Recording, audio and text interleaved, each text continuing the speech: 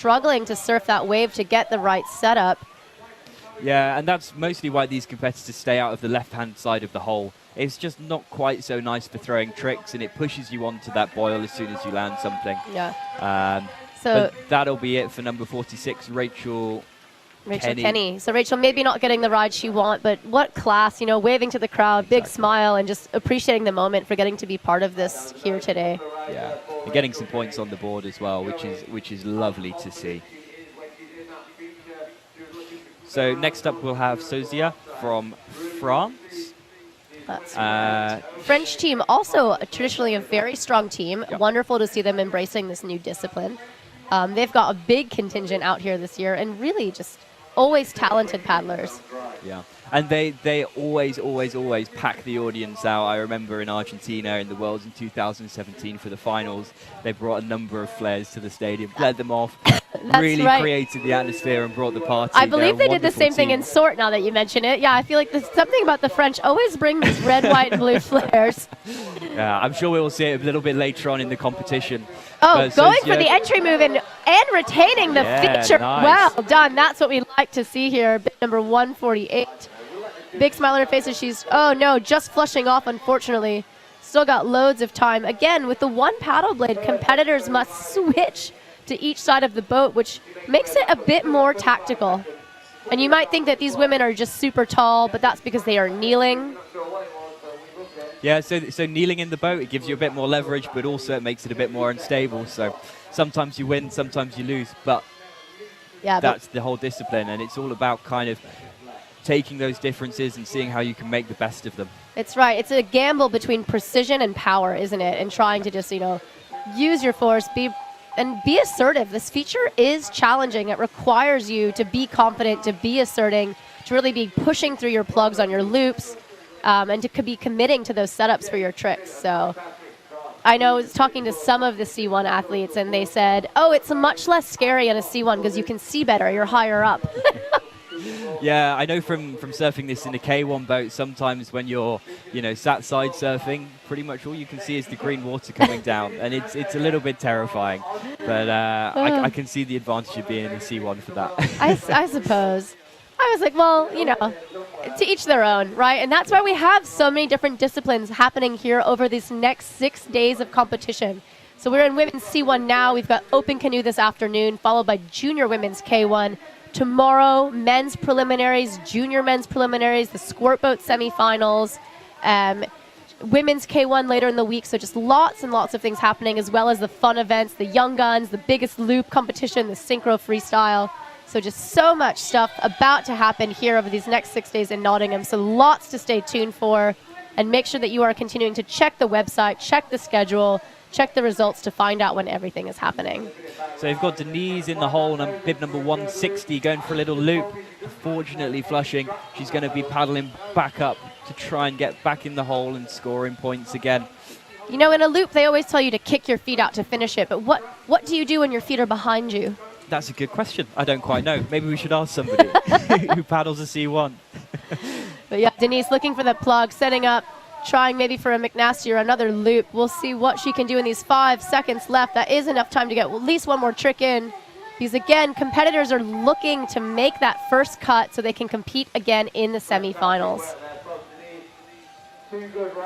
So that'll be it for Denise's run. Wave into the crowd, big smiles. She's loving being here.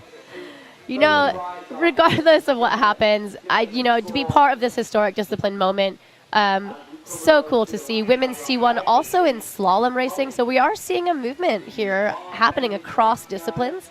And also just to gain competition experience, to be part of more events at Worlds, just makes it all the better.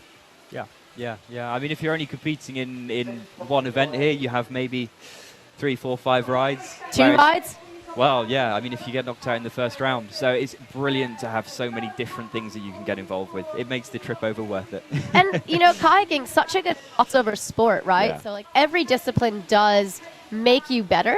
Many of the best in the world, you're going to see current junior world champion Ottie Robinson-Shaw competing in C1 later today.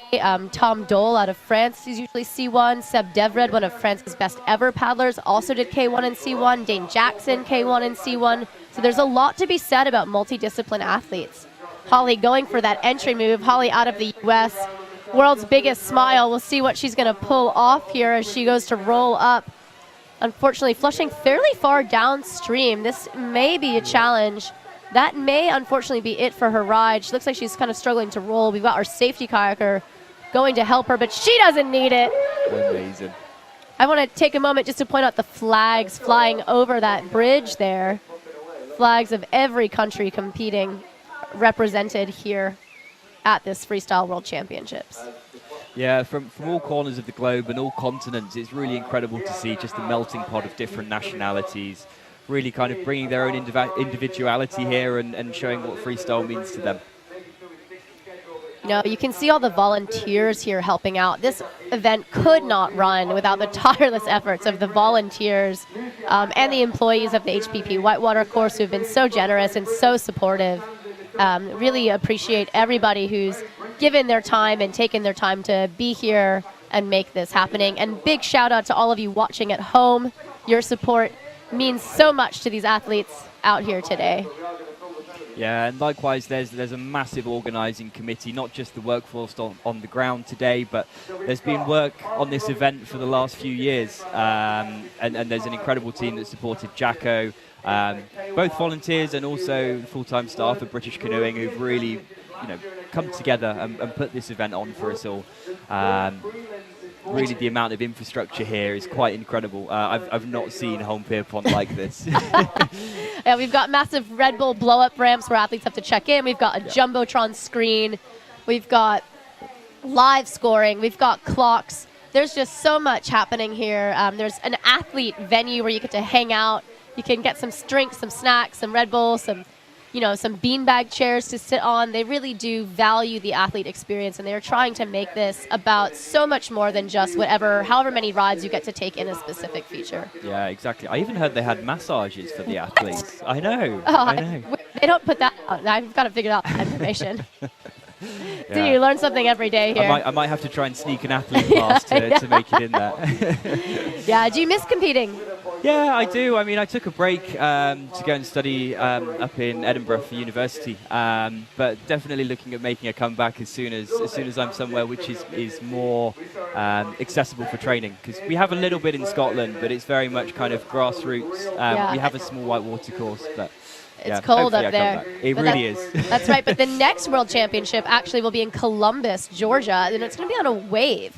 So it will be a very different style of World Championship, highly different style of paddlers. So it's really cool to see the variety from year to year in these different World Championship venues. And yeah, and it's also interesting to see how the different type of feature.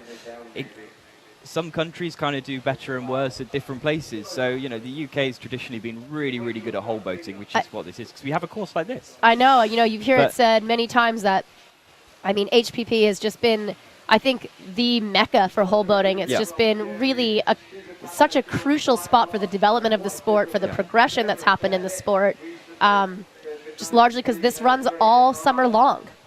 Yeah, all summer, naturally fed. You can get all year long, really. Yeah, exactly. Yeah. And so just to have the consistency of features to train in really does make a difference. It's quite an interesting spot, right? Because you do have a natural river, but yet this is an artificial course. Yeah. So it's a bit of a mixing of both nature and the power of mankind. Yeah, it's really quite a special site because for the most part, whitewater courses are pumped, which it costs a lot of money and a lot of electricity to pump cubic meters of water per second to the top. And the natural beauty here is that it's all natural. We're just harnessing the power of the whitewater. It's better for the environment. It's better for the competitors and everybody here because it's natural. It's true. It is true. But, there are challenges that come with that, such as water quality, such as trash. And so we urge all of you listeners out there to be stewards of your waterways at home, to do some river cleanup, to pick up the trash, to work to advocate for access to rivers around the world, and to work for access for free-flowing rivers as well as clean waterways, right? It's a crucial thing for all paddlers as well as most of humanity. Yeah, I think it's pretty important. So, really cool. They had a sustainability forum here earlier this week in which the freestyle athletes got together to talk about what is being currently done to make the sport of freestyle sustainable. What are we doing that's good for the environment? And how can we do better? Where can we do better? And I think it's such an important question to ask anytime you put on a big event like this that obviously, comes at a cost, I think, for the athletes, but also for the environment. Yeah, and it's no secret, lots of these athletes will travel all around the world, and it's all about kind of looking at, what our impact is, how we can minimize it, and how we can do it in the most sustainable way whilst doing what we love.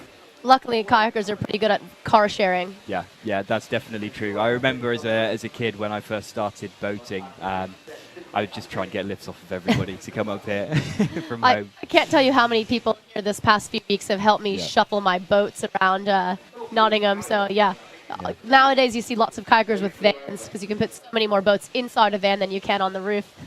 Yeah. And it just comes back down to that community spirit, right? We're all here to have fun and we're all part of one big community, and this is a celebration of that. Absolutely. A well overdue celebration. Agreed. It's been nearly 3 years now since we've all been together and kind of celebrating and enjoying. And in that time, I have to say, so many new paddlers and new faces have come up and come into the scene, which is, I think, even just really incredible to see the growth and development in paddle sports, in the outdoor sport industry over these last 3 or 4 years.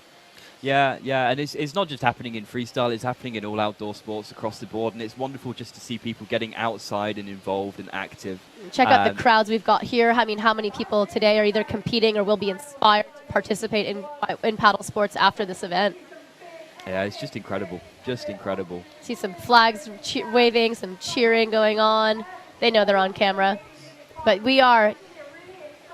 those of us joining us now, we are here at Nottingham HPP for the 2022 ICF Canoe Freestyle World Championships.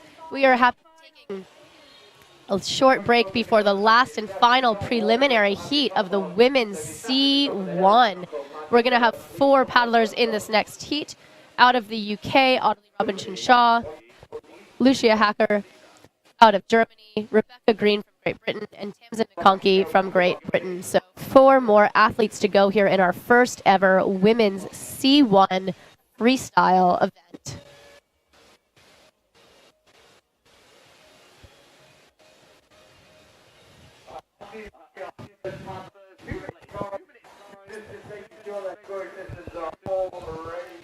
So, as we catch our breath here,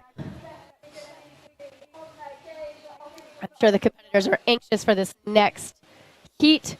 After this women's canoe freestyle, we will have the OC1 preliminary round, followed by the junior women. So lots more to come still today, day 1 of the ICF Freestyle World Championships 2022. For those of you following along at home, you can go and visit the ICF website where you can find live results. Scores are coming up after each athlete's ride. So each athlete is watching to see, did they make that first cut? Are they making it to the semifinal round? What will happen?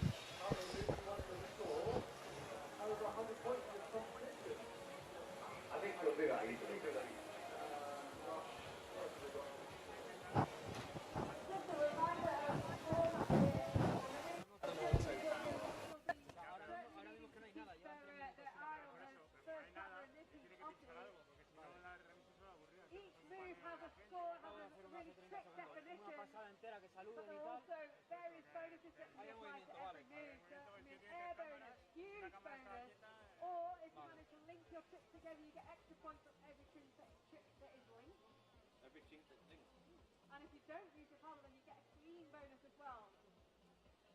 So these are the final 4 women for the first Women's C1 World Championships. You did it.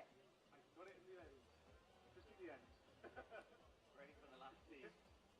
So, first run of the last heat. With Ottie going first. He's got the thumbs up. Are you ready, ladies and gentlemen? For the final heat of the C1 ladies preliminaries. So we are just about ready to go here with our final heat of the women's C1. Historic moment here at the Freestyle World Championships 2022. First up in this will be Ottie Robinson-Shaw, the current junior world champion. Ottie competed in the squirt boat this morning. She'll be competing in women's K1. So let's see what she's got for us. Starting off with a beautiful entry 3. Yeah, just setting up now in the hole. Ottie's a phenomenal competitor. She's very well experienced. Going for McNasty, staying in the hole, which is awesome. So she's going to keep on scoring those points. Moving over to the right-hand side now just to try and set up. Going for another McNasty. Ottie paddling a carbon boat there. Yeah, quite unusual for a C1 competitor. Getting some beautiful air on that loop. She's setting it up. Looks like she's going to be setting up a McNasty or maybe a back loop. Ottie, I think, known for the amount of air that she gets on her tricks. One thing I love about watching her is how much her body leads her tricks. You can see her just standing up tall, head out in front of the body. You almost know what's going to happen before she does the move. Yeah, and just incredible power and strength and skill and precision in how she competes and how she executes her tricks.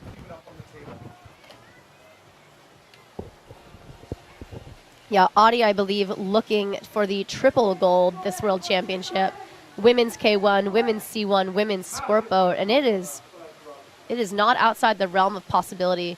Very talented athlete, very talented competitor who's put in a lot of work over these past few years, and just, I think that's the thing. It's like, you do one World Championship, you get to do the next, and the progress that can happen in between is just really fun to watch.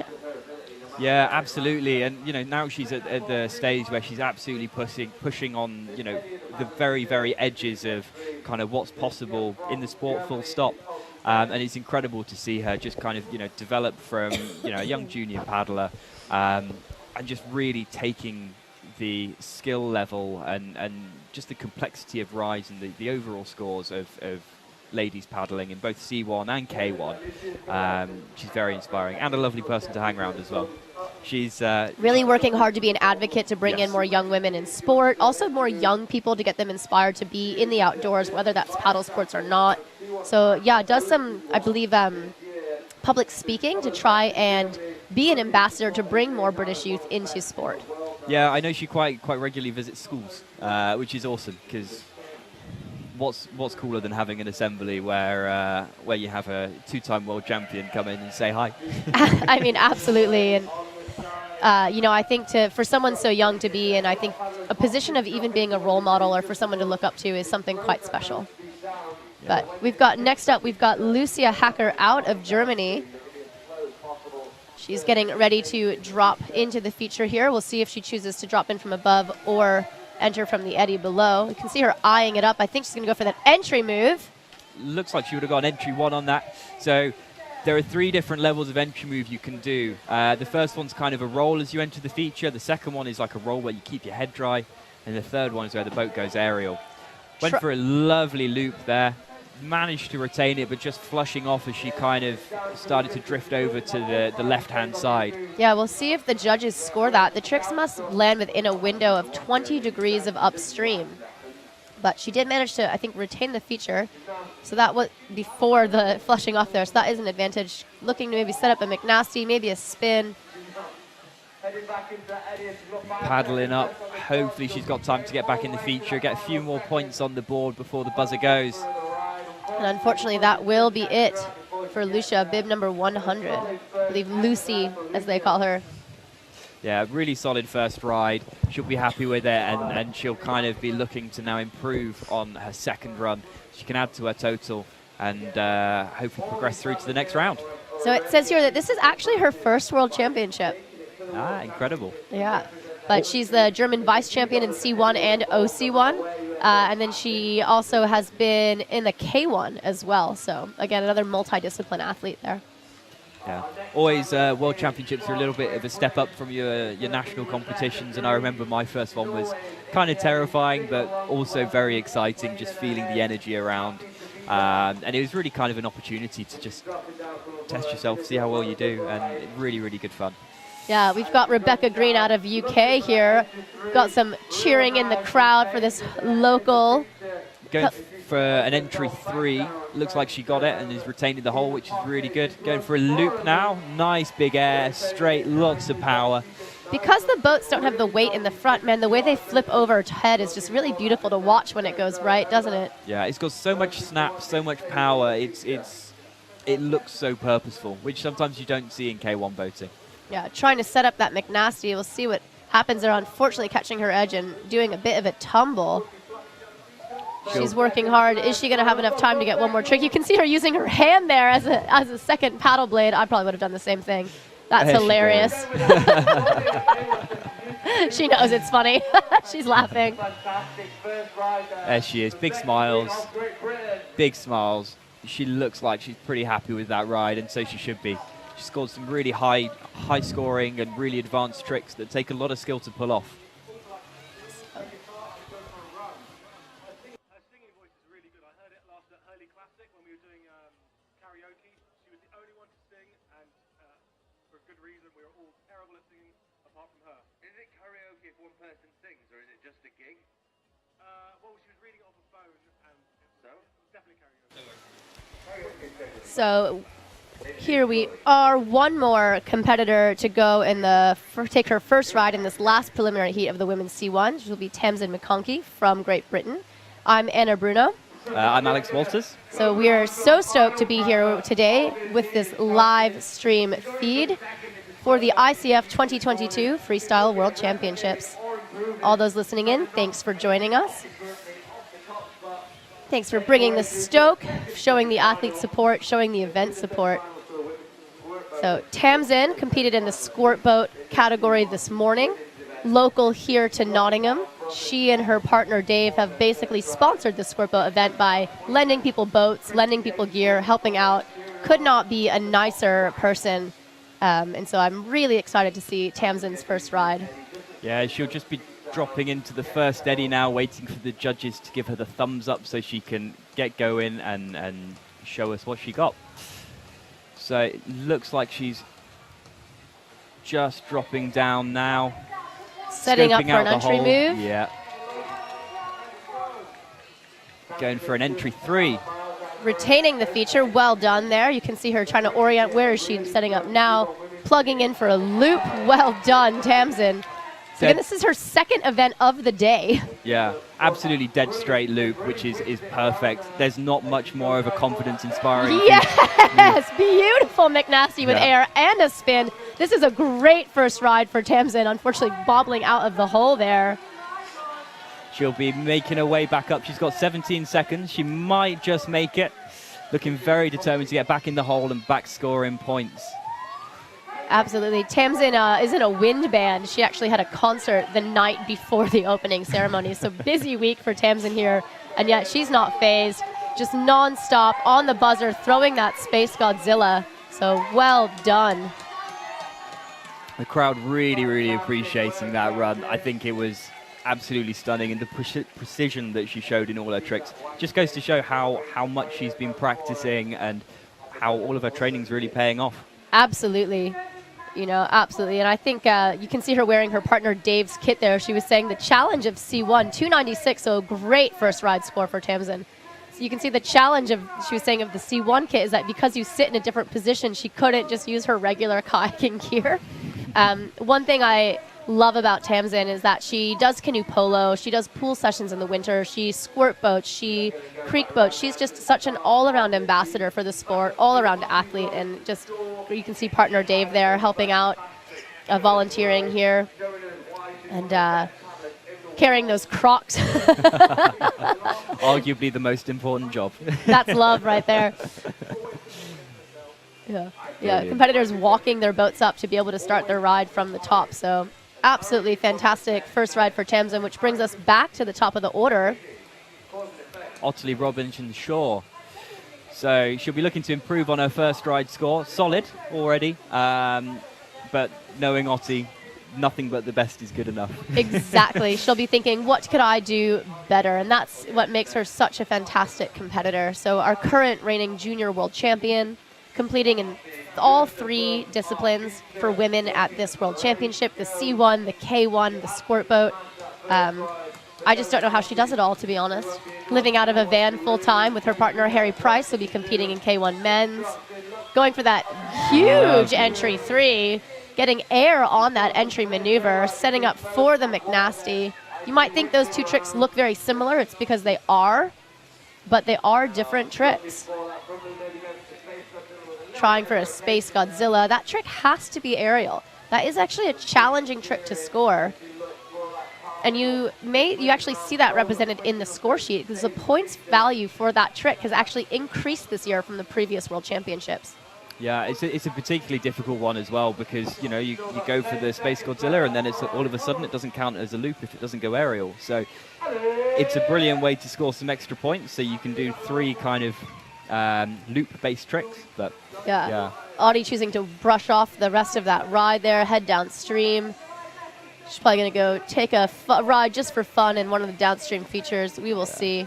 But sitting in a solid spot, so 543 points on that second round and 800 combined. That is a really strong place to be sitting, and that's likely going to place her towards the top. Yeah, I believe she's currently sitting in #1 position, which is brilliant for the home crowd, really, at GB. And again, we've got all the schools here who are watching and giving kayaking a go for the first time on the pool just above the course. So it's really inspiring for them to see our home athletes doing so well. Yeah, Lucy from Germany, number 100, looking to drop into the feature here. She started her last ride with an entry move. We'll see if she repeats it this time. Lining it up. Going for an entry 3, maybe not quite enough air. Maybe getting the entry 1. Yeah. So that's the thing. The judges, each judge gets to judge independently. They get to call what they see. Their goal is to reward the paddlers to the best of their ability according to the definitions on the score sheet. So if that didn't go for the trick she was intending, does it fit the definition for maybe a lower value trick? Exactly. So she's just moving to the right-hand side of the hole, try and set up. Lovely loop. Lovely loop. Lots of power and speed in it, as you get with these C1 boats. Just a little reminder that, you know, as we call tricks, we don't necessarily know whether they're what the judges give. So we can kind of give an inclination of what we think's right and wrong, but it's all up to the judges at the end of the day. That's right. So what the judges do score, though, does show up on the Jumbotron screen here for those watching at Nottingham. So they actually get to see the trick score as the ride goes on, which is both great and terrifying. Yeah, I remember when I was competing, you would kind of come off the wave and then look at the big screen in Argentina and see the scores when they eventually arrived. Yeah. It's kind of terrifying. It's like a nerve-wracking moment, to be sure. Yeah. But no more nerve-wracking than where Rebecca Green is right now, number 137, waiting for the thumbs up from the judges before dropping in for her second ride here in the women's C1 preliminary round. So it looks like she's going to be setting up for an entry move again. Just into the middle of the hole, going for an entry 3. Again, not too much air, so maybe they'll score it as an entry 1, entry 2 instead. But finishing, facing upright, you know, facing into that front blast, which is a great way, saving some time on the setup, going for a big air loop. Lovely loop. We'll see if the judges even give that a huge bonus.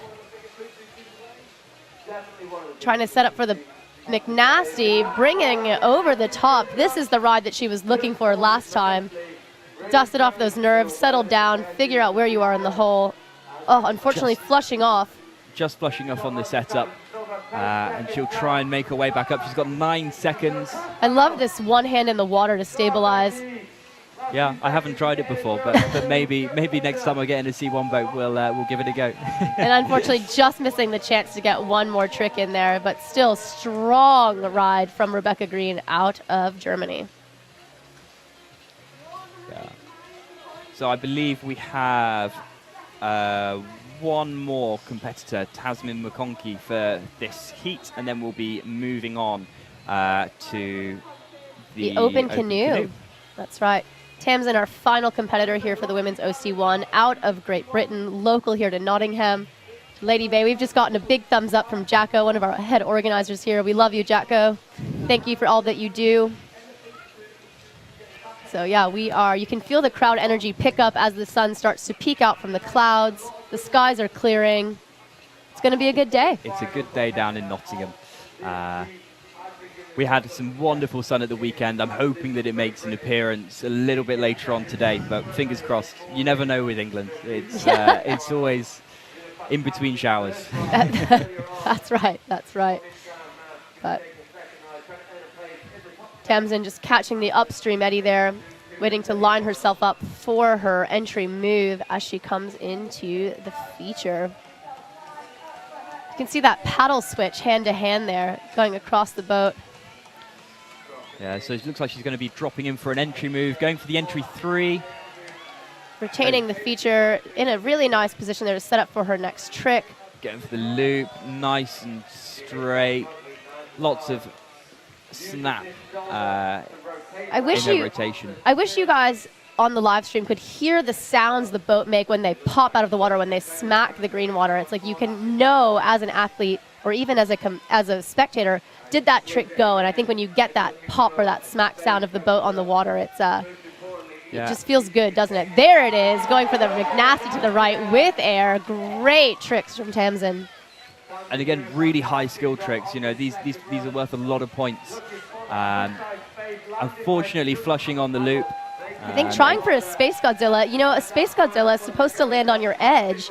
A lot of times you'll see the kayak athletes bracing up on those, but how do you brace a trick back up if you've got a paddle only on the opposite side? So challenging trick and another great ride for Tamzin.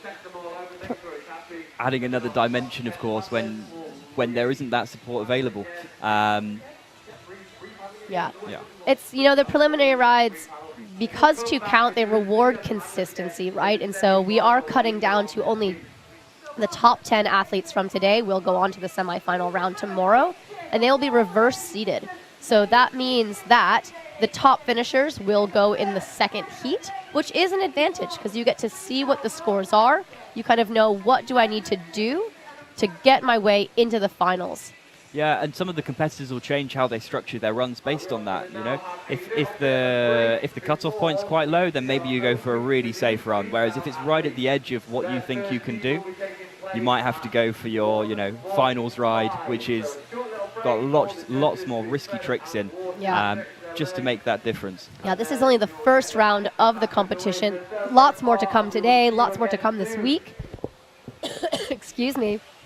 I'm Anna Bruno. Thank you so much for joining us here today. Alex, anything else to say? No, just it's wonderful to see all the competitors out on the water, and we'll be back shortly with the open canoe. Thank you all to those at home watching, and we'll see you soon.